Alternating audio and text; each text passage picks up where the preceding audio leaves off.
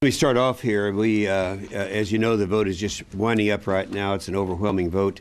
Democrats and Republicans now saying that no, we don't want to close Guantanamo Bay until such time as a final disposition can be made of some 240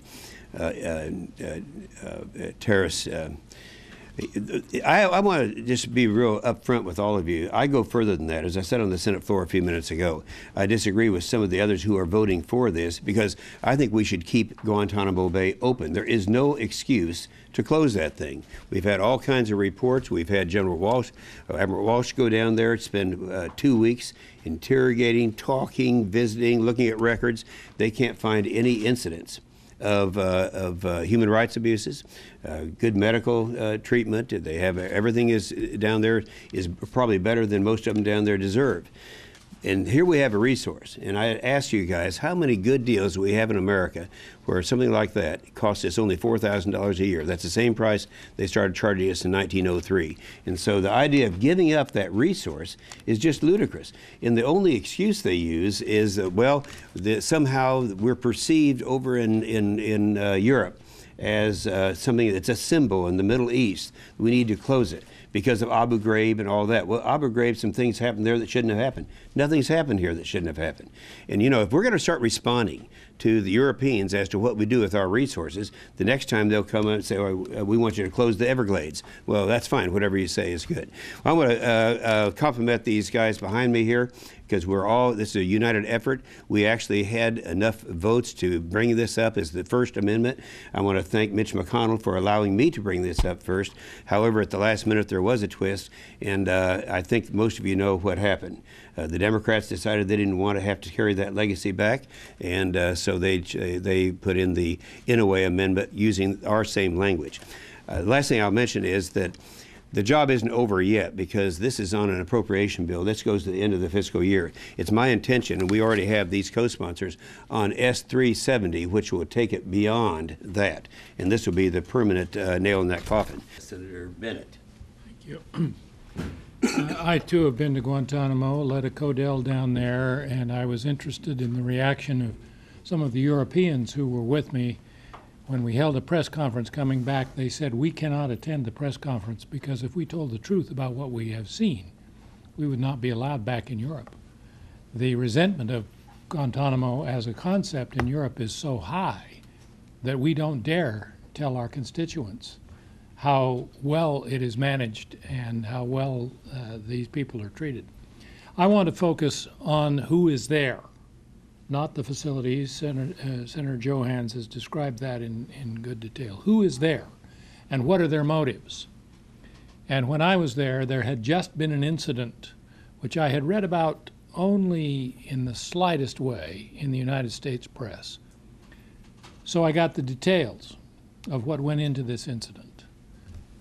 And incident is too small a term for it. Without giving you all of the details of it, it consisted of a conspiracy among the detainees that had gone on for months because it took months not only to plan but to get themselves in place to carry out in terms of getting privileges that would come to them only if they complied with certain requirements and then use those privileges to be in close proximity to other constituents or other detainees in a circumstance where they could carry out their plan. It had to have been carefully drawn up and then painstakingly executed over a period of many months.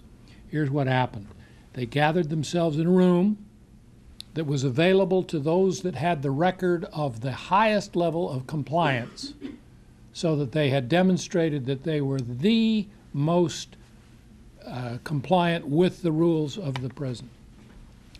They somehow got some kind of material that they could put over the windows so for a brief period of time no one could see what they were doing.